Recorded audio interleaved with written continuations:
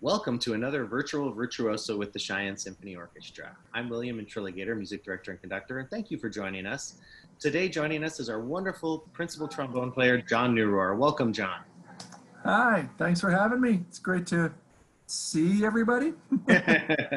Well, it really is great to see you, John. When we logged in here and started communicating here over Zoom, just seeing your smiling face just brightened my whole day. I missed making music with you and working with you, and I'm so anxious to hear what you have in store for us today. First, why don't you start by telling us a little bit about yourself and where you're from originally and when you got started with the trombone and some of those things. That's great. Well, first of all, thanks again for having me, William, and let me be a part of this. I'm glad we can reach out to our patrons and connect to each other too. It's so wonderful to see your smiling face. Thank you. That's always just so inviting, and it's one of the joys of playing with the Cheyenne Symphony with you, and one of the reasons why I keep coming back. So thanks so much. Right now, I guess I'll start in reverse chronological. I'm the trombone professor, full-time, tenured. It's what I do. I teach trombone to college students, future music aspirants at Central Washington University in Ellensburg, Washington, which is about 2 hours due east of Seattle, more or less, right off of I-90. And I've been there for, hard to believe, this is going to be my 10th year. Wow, that is hard to believe. I remember when you first got that post. Yeah. Yeah. Wow. That's something. But yeah, before that, I lived in the Front Range area of Colorado for just about 10 years also. And I won the principal trombone position with Cheyenne back in 2004, I believe. I think that's right. So 16 years with us already. Yeah, we got some time together. Yeah. Well, I've only been there for like 10 or 11 of those years, but you so you must have started when Stephen Altop was the music director. Yeah. I was, yeah. That is when I began, and you gave me my first concerto opportunity with Grandal about 10 years ago, and then again a couple years ago when we did the Yoshimatsu. But that ball, I guess, started rolling right before Stephen departed us. He started entertaining me with possibility of a concerto, and then somehow you picked up the ball with that and eventually made it a reality and made it a dream come true, and now twice. I can't wait for the next one. It's so wonderful working with you. Yeah, I mean, you bring so much to it. Yeah, the Yoshimatsu is also cool because, I mean, it was a composer I'd never, well, same with the Grandal. Composer I was not familiar with. Oh, wait. Hello. This is my daughter Esme. You want to say hi real quick? Oh, she's out. Nice. See, this is what's so great about these virtual virtuosos. We get to know the player and their families and their personality. Yeah, all cats and animals and the whole thing. Back to your story. So you're currently the professor, and you were at the when you were on the Front Range. Were you there for like school or graduate school or something like that? Yeah, I was doing my doctorate at the University of Colorado at Boulder, and I'd actually moved to Colorado from the Bay Area to start my doctorate, but also because there was a girl who's not my wife, but moved, and of course that didn't work out, but I really found a wonderful fit at the University of Colorado and fell in love with the Front Range and the Rocky Mountains, and thanks, Bugaboo. They apparently are cooking things. Well, let's get a screen share. Yeah, that's right. It is, yeah. But yeah, and while I was there, I had the great fortune of, there was just a plethora of auditions that happened, just was a confluence for my time there. And I won a bunch, and I made finals for others, and that sort of kickstarted my freelance career, which I loved being a part of that community, and my best friends are still in that community. That's another draw too to keep coming back. Well, I know, like when you come back, which it's amazing that you still come back and you're still playing with the Cheyenne Symphony Orchestra, and although you got this job in Washington. And when you come back, I think if it weren't for also those close friends of yours, you know, people who will drive, pick you up, let you stay at their homes and everything like that, I think we're very indebted to some of these wonderful people like Don, the trumpet player. He's such a great guy, and many others who, you know, have helped to make it possible to keep you coming. Absolutely. Oh my gosh, absolutely. I am forever indebted to them to allow me to maintain this. I get to relive that life every time I come back, and I get to see them and be part of their lives and their kids' lives, and it's awesome to have that opportunity. And again, a shout out to Don Williams for being the great friend of mine that he is, and he and his whole family for putting up with me when I come out, and I do my teaching load through this modality. I've been doing this for a number of years now. Every week when I have a Cheyenne week, I teach via Zoom. So when So the as pandemic hit and you had to do this full time with teaching over Zoom, it was old hat for you because you'd been doing that during your Cheyenne weeks? Oh, Yep. wow, interesting. Was it Yeah, Zoom actually that you had been using before, or was it like Skype or something? it was Zoom. I started off with Skype, and it was definitely buggy a lot at the time, and I don't know if it was my technology just didn't agree with it or what, but and then one of my colleagues recommended Zoom, and it was being advertised on NPR a lot. I remember that on the radio, Yeah, and so I'll try it, and so I did, and it's been a superior platform for me for what I need, and you can do cool things like screen share, and hmm, you can do these big group meetings as well, and you sure. can share audio, you can share the video, so it's really cool. It's super interactive, very helpful, very useful, and more dependable. So I went to it, oh gosh, I think 3 or maybe 4 years ago, I see. and I've been on it ever since. Um, it was different teaching classes through it. That took some working. In fact, I actually abandoned Zoom for Classroom, and I went on to a thing called Blackboard Ultra because it was carved into, we use Canvas, which is another thing that we do some online modality with, and it bonded better that way, and so I stuck with that. Oh, So that's I was flipping from two. sure, sure. So, so many questions I'd love to ask you. You had said you moved to the Front Range from the Bay Area. Did you grow up in the Bay Area? I did not. I did my master's degree there. Oh, Uh, but so I lived in the Bay Area for about 3 years, did 2 years at the San Francisco Conservatory of Music there, got my master's in trombone performance. And then I happened to win a position, coming, my intention was after finishing my master's degree, and then I spent that last summer actually in Colorado at the Aspen Music Festival. My intent was after Aspen to come back to San Francisco and maybe try to freelance and just sort of stay in the city and see what happens before making any other moves. And there was a Berkeley Symphony, Kent Nagano was conducting at the time, had an opening for second trombone, and I took the audition and I happened to win. great. And similar thing to Colorado, it sort of opened up some doors for me, and I started freelancing and subbing, and decided to stay. So I stayed for that other year and would have stayed longer, except the person I was seeing decided to stop her conservatory education and transfer to the University of Colorado. And when I was visiting her, I met up with Bill Stanley, the trombone professor there, and we started a relationship and a conversation. And I was always allured to college teaching, but just at the onset of it, it wasn't on my immediate radar. But then as that relationship developed and opportunities presented, just made sense. So so San Francisco for my master's, wonderful opportunity, and that takes me, if we're going backwards chronological, to my upbringing in West Virginia. I did my undergraduate degree at West Virginia University in music education, and going to San Francisco from that was a huge change. I mean, I had never really spent any serious time in a big city, not one nearly the size of San Francisco, Yeah, and that was very much a culture shock. yeah.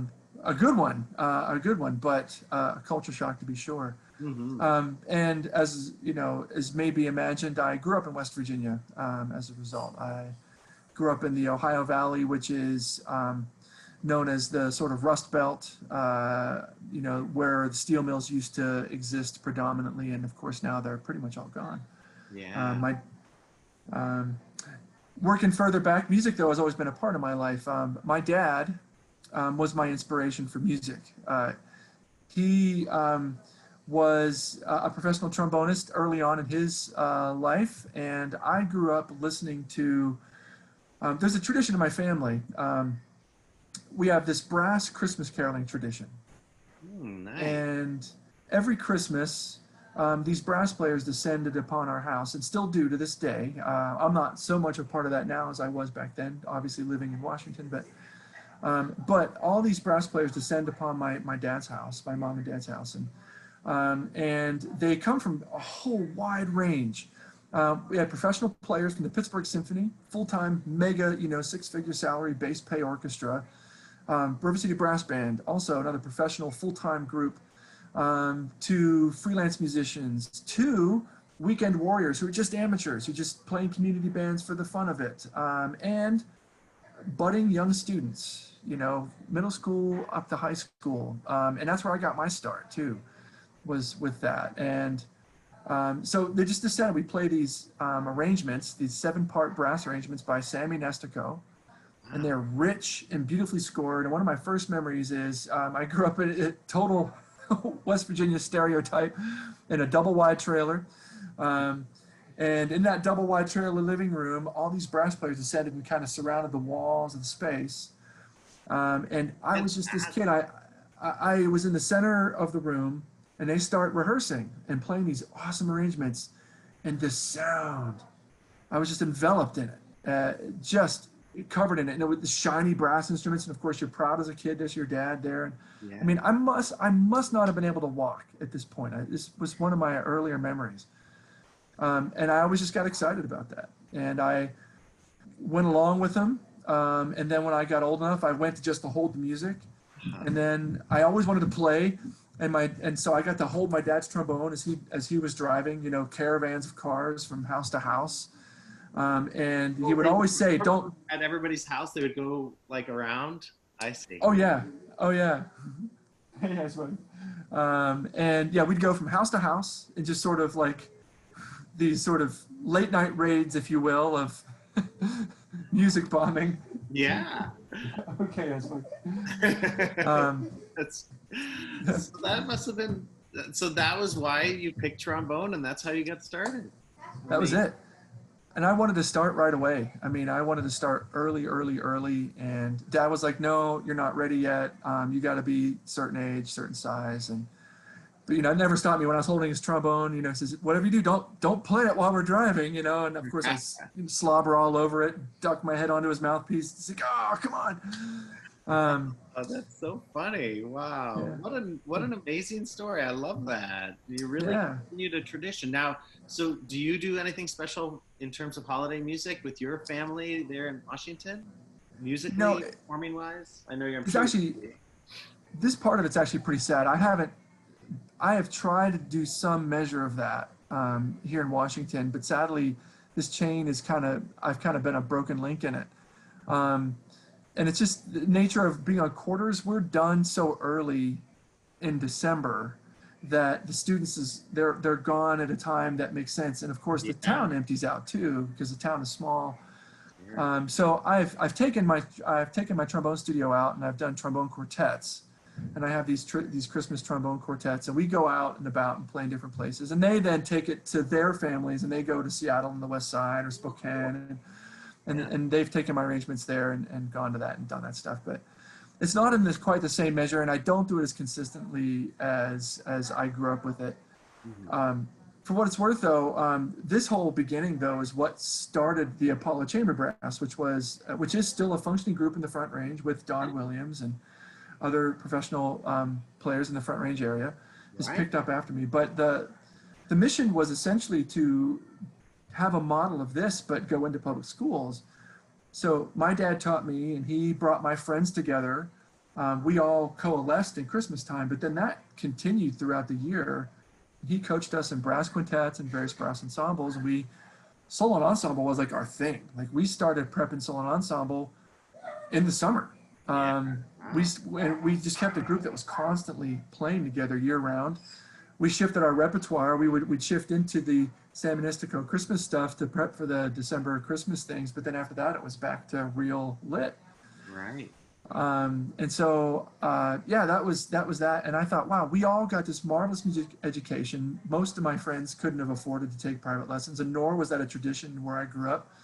But they got the next best thing, which was a brass specialist, helping them figure out fingerings, how to make the instrument happen, learning how to play together, how to have conversations and arguments and disagreements. And so I thought, wouldn't it be cool if we did that? Took a functioning professional brass quintet, adopted public school music programs, and bam, and that's how the Apollo Chamber Brass effectively started. That's so Um, great. Wow. so, but Amazing. I miss that. I miss that. That's one thing I really, really, really miss about not being back there. I mean, I get to coach my students here, but and occasionally I get an opportunity where I get to play with them, like I make that trombone quartet thing for Christmas, or I occasionally do a thing where I'll do a trombone solo feature that's like trombone choir and trombone soloist. I've done that a Yeah, couple of times. sure. And I tried to get my brass faculty colleagues to jump in. I conduct the brass choir in the spring quarter, Great. and we attempted a side-by-side situation a couple of times, and that was fun, and it was a great endeavor. Um, it didn't have the same intensity that I would love for it to, Yeah. but it's there. And of course, our students get coached. I see my students in a regular chamber ensemble situation in a academic setting. It's just I don't get to hang with them, and Yeah. And do it in a sort of less intense environment, kind of a fun kind of thing. Yeah. yeah. Well, and then I wanted to ask you also because your wife is a musician and she's Mhm. performed with the symphony on a number of occasions. And I wanted to maybe ask if you were comfortable sharing that with our audience. Yeah, she is. We still freelance as well, and Cheyenne Symphony is part of that for me. And I sub in with the Yakima Symphony, but she also subs in with groups too. We both have a post out here in Oregon. She is principal bassoonist of the Oregon East Symphony, and I'm principal trombonist there. It's just a small thing. It does like four ish concerts a year, and normally only two of those involve brass or trombones. But Kirsten's there usually 4 times a year, and she still plays, and she subs in also with the Wenatchee Symphony, which is another group pretty close to us in Wenatchee, Washington. That's And great. so she keeps some measure of activity. Her job has shifted quite a bit since we've been here. She was teaching adjunct music stuff. She was teaching music theory and occasionally other things too. She did some double reeds methods classes, and she taught music history, music caprice. And then they took some of her hours and blended them into the oboe adjunct to create a full-time but non-tenured track oboe position. So this is a couple years ago. Her job kind of got dissolved. But then, as fortune would have it, we have a music advisor, which is somebody who advises all the music students in what courses they're going to take and some career mentorship and other facets. And so they said, "Hey, you might be perfect at this. Would you consider trying it in the interim and maybe applying if you like the fit?" And so she did it in the interim, did a quarter of it, and then it really was a marvelous fit. It's a perfect fit for her. She does fabulous at this job. She loves it. It's been good. And so she applied for the full time and got it. And so she's been doing that ever since. So as a result, some of the music facets of her life have sort of diminished a little bit, although she still continues to play. And she still subs when she can with Wenatchee, and she still has her post with the Oregon East Symphony. So she's still practicing, but What was it's the just name not of as the full as Oregon it was. Symphony? Did you say Oregon East Symphony? Is that what it's called?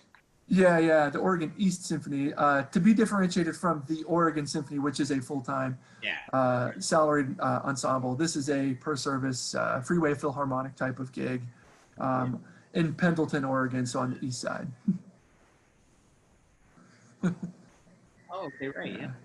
That's great. Well, now tell us a little bit about the music that you're going to share with us in this performance. Yeah, so what I thought, there's a piece I have played before that's not originally a piece for trombone, but it just always seemed to fit for me. And it's a piece I was introduced to actually right before I didn't know I was leaving at the time, but it was right before I was leaving Colorado. Actually, a mutual colleague of both of ours, William, Margaret McDonald, who is the chair of the collaborative at the University of Colorado, collaborative piano department, was a colleague of Williams in Minnesota, I believe. Yeah. And she played the Rachmaninoff cello sonata with the then cello professor Judy Glide. And I love that piece. I just was just blown away by it. Super, it's everything you want in a romantic chamber music piece. It's robust and it's conversational and it's got all the thick, dense harmonic stuff. Ah, so great. And so I just fell in love with this piece and I was thinking, this could work on trombone. That's so great. I could do this. I could do this on trombone. And so I actually knocked on Judy Glide's door and said, could I potentially borrow a copy, your copy of the part, so I can just, get acquainted with it and see if whether or not I actually want to buy it or not. And she, of course, I had a secondary ulterior motive, which is I'd love to talk the piece more about you. And she, of course, indulged me with that, which was awesome. Yeah. Such a giving person. And she shared the piece with me and allowed me to look it over. And I looked at it and I went, I think I could do this. And one of the fascinating facets of playing this particular cello work is, brass players were limited by breath. All the wind players have this to contend with, right? Where string players don't have that. But the fascinating thing about this particular work, where there's some translation here, is they have to make a lot of sound. The piano is really densely orchestrated, and there are big, robust, romantic style, all you got sort of dynamic, intenso stuff. And it's Rachmaninoff. It's angry Russian stuff. Well, it's not all. It's beautiful. Yeah. But as a result, they're having to use a good deal of bow pressure and perhaps even bow speed to generate the amount of dynamic they need to get above the piano. And so they're running out. Piece of cake. Yeah, but they're running out of gas in the same way that I might run out of gas. So they're having to actually think about their phrasing in a way that is perhaps more wind or vocally generated. And I noticed that when I played this piece, I'm like, wow, why are they breaking here? I mean, they're a string player, right? They don't have to break. They can just keep going. But the reality is to produce the sound they have to produce to keep up with the piano. Interesting. So it really does work well for a trombone because of that. Yeah. So I didn't know that at the time, of course, when I was first introduced to the piece, but as I've become more and more acquainted with it over the years, that's what's come about. And I was actually indulging this conversation with my colleague, who I'm going to partner with on this.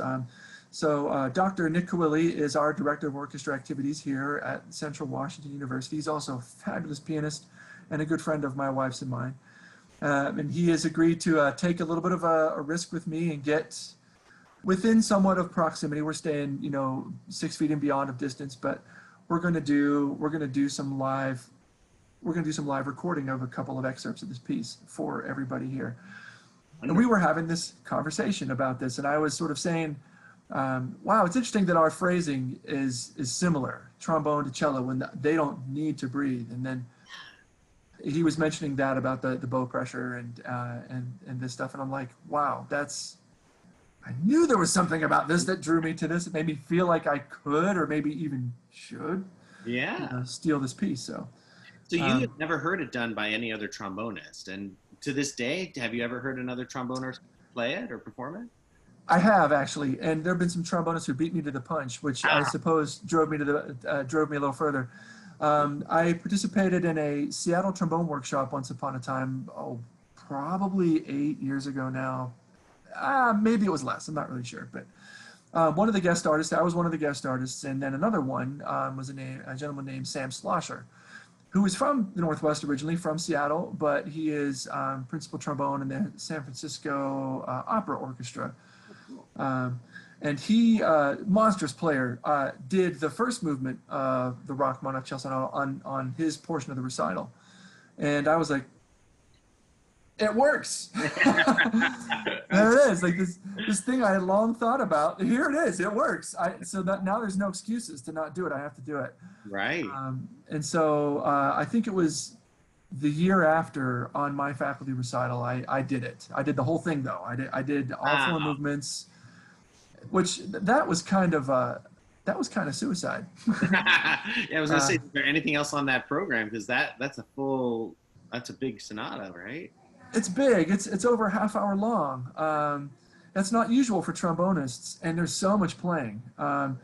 trombone pieces, even concerti, you know, we do some heavy lifting, but then, you know, the ensemble takes over, whether that's the orchestra or if you're collaborating in the chamber setting, the pianist takes over, and we get a reprieve, and then we can jump back in.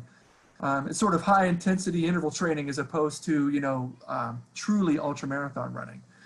But this is not that. I mean, it's, yeah, there is rest there, but you blow for long spans of time, and you'll get a little bit of a reprieve, and then you get back into the fight, and it's a half hour of that. So it is a different type of training, and I stupidly did not program just this. I probably would have, should have, but didn't. You know, I was younger and felt like I had something to prove. But honestly, too, I really wasn't thinking totally clearly at the time. But I did program actually a pretty substantial unaccompanied work. Again, what was I thinking? And then I also played a piece with tape. We actually had video with tape. It was so really, it was a heavy program. And really they complement each other beautifully, all three of these pieces. Still, if I had to do it again, I wouldn't. So for tonight, you're just going to perform selections from the Rachmaninoff with your pianist. And tell us his name again. His name is Nick Kawili. Nick Kawili. And did you find a spot at the university where you both teach? Is that where you're going to be performing? Yes, we're going to be playing at our largest space, which is a large space, our concert hall on the campus at Central Washington University. We're going to attempt the multi-camera angle things. We've got several devices set up to make it slightly more visually interesting for our audience. So yeah, that's going to be the bit. And we're going to be playing 3 different excerpts from the piece, 2 excerpts from the first movement, and a 3rd excerpt from the 3rd movement. The first 2 excerpts, the first excerpt will be from essentially the exposition after the introduction. And we're going to get the general exposition in. And then we're going to play the coda at the end, so you get a little taste of the ending of the first movement. Again, just a lot of Sturm und Drang, like a lot of everything you come to love about romantic repertoire, I think, encapsulated in that first movement. And then we're going to do the 3rd movement, essentially from the beginning through a portion of the climax of the 3rd movement. And that's just everything you'd come to love, and anything Rachmaninoff piano, actually, for what it's worth. Those that are Rachmaninoff fans and in our patronage, this is everything that you love about Rachmaninoff. This piece really features, it's a true sonata. Both instruments are soloistic, and as a result, what that means is the piano is very, very busy. So if you love Rachmaninoff piano works, you're going to love this piece if you're not already familiar with it. And that 3rd movement really just showcases Rachmaninoff's gorgeous romantic piano writing. I bet. Now, you were telling me before we were recording that there were also the challenges of the fact that Rachmaninoff wrote for multiple notes at once on the cello, so a multiple stop or something. So tell us about how you're handling some of those challenges. Yeah, obviously I'm, as a trombonist, I can't do the type of double or quad or triple stops that cellists can do, where they sustain the pitch on all 3. I could do a multiphonics thing, but that, you lose so much the core of the sound. Like when a cellist does that, all of the tones that are ringing pure. And if I multiphonics, like the quality of the trombone diminishes substantially, and so you lose that character of it. Also, too, some of those stops are in hefty climactic moments, and the nature of multiphonics diminishes that also. Right. So what I'm electing to do is I'm going to sort of do kind of like what a broken chord would be like in a piano. So it'd be like a ba-ba-da-beep, where I sort of cover all the pitches and play them, I touch on them and go, which requires quite a bit of technical facility. I think it is probably the closest thing that truly represents what a cello stop would be, at least on a trombone. But I think it has great effect. I do love, like, for example, the last chord of the first movement is a stop. And so, bum, yabba-da-beep, and then so I go, yabba-da-beep, go, go, go. Like, it has a wonderful finish to it. Yeah. And for the non-musicians out there, when we are talking about a stop, that's just the name of what you call it on a string instrument. When you have to use your fingers to stop multiple strings, and finger multiple strings and create a chord, or two voices or whatever it is, or three voices or four. And so it's amazing how you're handling that. I also want to point out, to those others watching and listening, that you're going to be performing this, John, with the original cello music. It's not like you have an arrangement for trombone in front of you. You're playing off the cello part, which is so cool. It's fascinating. Yeah. Even though I'm sort of stealing this repertoire and repurposing it for my own expressive desires, I do want to get as close to the original source as possible. I can read all the clefs that a cellist would: tenor, treble, bass. I mean, we do share a lot in common in that way, and it does make it really easy to read off of their part, so to speak. Well, I'm excited to hear it. And I want to put in a plug for you to try a Brahms cello sonata next. I just might do that, as a matter of fact. You got two beautiful ones. I mean, you can't go wrong with any of that. So. Yeah, I've thought about stealing others, and I sometimes feel bad, about pirating other instruments' repertoire. But part of my mind is divided. One is like, it's not written for me. Don't play it. Even if I do play it, it's just my own personal enjoyment, not something to be shared, so to speak.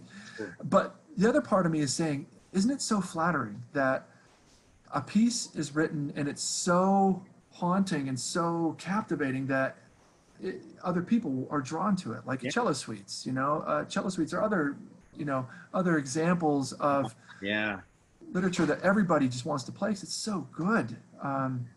So true. What's for me too, it's also cool is to see some of the marcations that a string player would use. Of course, let's see if I can share a pic here. That's great. There is stuff in there when they've got, like, let's see, when they're doing the rearticulating. Oh yeah, sure, yeah. Mm-hmm. So we'll have that. But even some of on this page doesn't have the up bow, down bow stuff. Oh, sure. Wait, no, we got one here. Some of the bowing. The bowing, the way that it impacts the sound, that's the mark right there. Yeah. Mm-hmm. That influences how I want to articulate it and sort of draw that in. An up bow sounds different than a down bow. And to give the sound of an up bow, something that's a bit lighter, I would elect to use, I would feather the articulation differently. I might either lighten the tongue in some way, change the enunciation. What I mean by lighten the tongue isn't necessarily how firmly I'll tongue, but I'll change the enunciation pattern that I would use. Instead of a t, which provides that sort of percussive, sparkly front, I might elect to use a d on the front, which sort of dulls it out a little bit. Sure. I may also play with the airspeed and tongue stroke a bit. If I change my airspeed at the front of the note, I can change the intensity with which it enters and sparkles or doesn't sparkle. So an up bow, I may be able to feather that front a little bit more dully, or I can really, if I need some type of a gogic accent for the down bow, I can use the t on the front. I can also just generate some airspeed right at the front to give a little bit more punch to it, to create that. Just so fascinating. I love this glimpse into your artistry and your thinking, and there's so many decisions to make playing the trombone. I mean, the articulation, the dynamics, just so many different things. And I love hearing what you're going through your mind as you're looking at this cello part and looking at up bows and down bows and how that affects your playing of it. I mean, there's just very beautiful artistry. I can't wait to hear this. Yeah. Thank you. One other part too that I hope our audience will be interested in is when you think in terms of phrasing. Again, the idea that there are some similarities, there's some translation because they're trying to generate so much sound, they're having to change where they phrase to accommodate their bow stroke, and I need to breathe. I have to conceive of this vocally. I might suggest to you that Rachmaninoff, when he wrote this, didn't conceive of that because of the way that we both need to break phrases to make something impactful. But there's a good example in the coda of the first movement. One of my generic rules with phrasing is never breathe before the last note of a phrase. Because that's like saying, it's like before you get to the punchline, you stop. Right. It's you lose all that forward energy. Of course, there's exceptions to that rule, but I find there's definitively exceptions to that rule in this piece. And that's fascinating to me, again, thinking, generically that cellists would need to breathe, but when they generate sound, they're going to need to retake a stroke. There's a really hugely climactic point, really high C sharp, big dynamic, and I'm giving it a good trombone dynamic because I really feel that that's going to capture the spirit of Rachmaninoff here. But in doing so, I'm essentially surrounding this one note, which is the apex of my phrase. I'm surrounding it in breath, which is on the surface is kind of a no-no. But there it is. There's this high C sharp. Oh, yeah. There. Mm-hmm. I'm going to take a breath before it. There's going to be a breath after it. And, a lot of cello recordings. There's something going on in the piano that fills in that gap, and it's not going to sound like the phrase is ended. Yeah. Yeah. The piano definitely helps, for sure. Definitely helps through there. But what's interesting, too, is cellists, a lot of cellists take a break there, too, and really agogically place that note. Yeah. Which is awesome. It does give it a lot of weight. It's very creepy coming to that moment. And then erupt. Ba-dee-da-dee-da-wah, pow! Da-dee-da-dee-da-da-dee-da-dee-da. And then it sort of picks up again. Anyway, I hope we can show you that. I hope you get to hear it. I hope we deliver that well for you. Your energy is amazing, John. It's just so fantastic.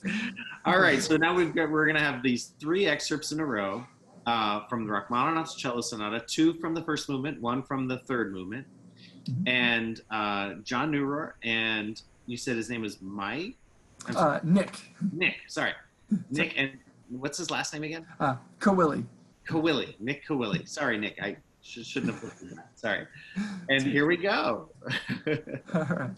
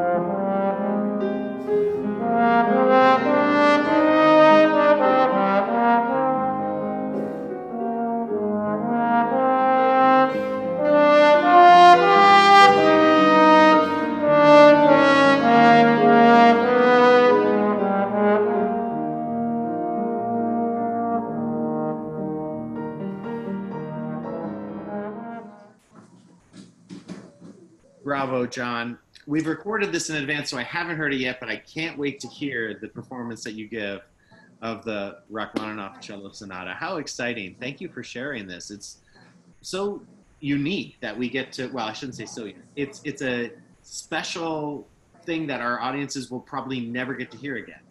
And so that makes it unique. And then it's been so wonderful learning more about you and getting to know you better in this way too. Well, thank you so much for the opportunity, and thank you for giving me the chance to share this with everyone. And I don't know, maybe a house music thing sometime. We'll do like a little recital deal. I don't know, just thoughts. But it's a great idea. Yeah, we love that. We always love featuring our players in the house musics, you know, from time to time as well. In fact, next season we're doing that a little bit as well. So we'll have to think about that. Yeah, that'd be great. Yeah, more ways to bring such literature to our audience who might not otherwise be exposed to it. But, yeah. Great. Any other final thoughts for our audiences out there who might be watching and listening? Well, I'm certainly missing getting to play for all of you. The energy that the Cheyenne audience brings is very special. It has been since my first time there. The fact that we fill as big of a house as the Civic Center has is remarkable. And we fill it like pretty much every time. And that's because of you, our patrons, and the energy that you bring. Believe me when I tell you that we absolutely feel that. And it generates our excitement that I think you feel as well. And you're a part of the music that we make on that stage. Yeah. And it's also another reason why I continually come back, even though I live several states away. So thank you for that. Thank you for supporting us through this program. It's my great pleasure to reach out to you. And I can't wait to see you again, to share music with you again, and be in the same space with you again. Hopefully that gets to happen where they're using us in full forces again. But I'm looking forward to what it sounds like. We're going to have a potential brass concert in November. And I'm looking forward to traveling out for that again, assuming everything is safe and everything makes sense to have that. But that's my big hope, is that we'll be seeing each other soon. Thank you for those wonderful words, John. I feel the same way about our audiences. I feel so lucky that we have the support we do in the Cheyenne community, and they bring so much. I mean, they inspire us as performers on stage, and I don't know if they always realize that. So I'm so glad you mentioned that. And this during this whole thing, you've just shown that what I've known now for a decade, which is that you are a great musician, great teacher, an artist, and a gentleman. And I Thank you. really appreciate all of those qualities that you bring. Thank you so much, John. Thank you. And right back at you, Maestro. It's a great pleasure to play under your leadership. My pleasure. Thank you so much, John. Be safe and healthy. My best to your family. And this is, I guess, another virtual virtuoso. We're signing off with the Cheyenne Symphony Orchestra. Thank you. Thank you, Thank John. you. Thank you.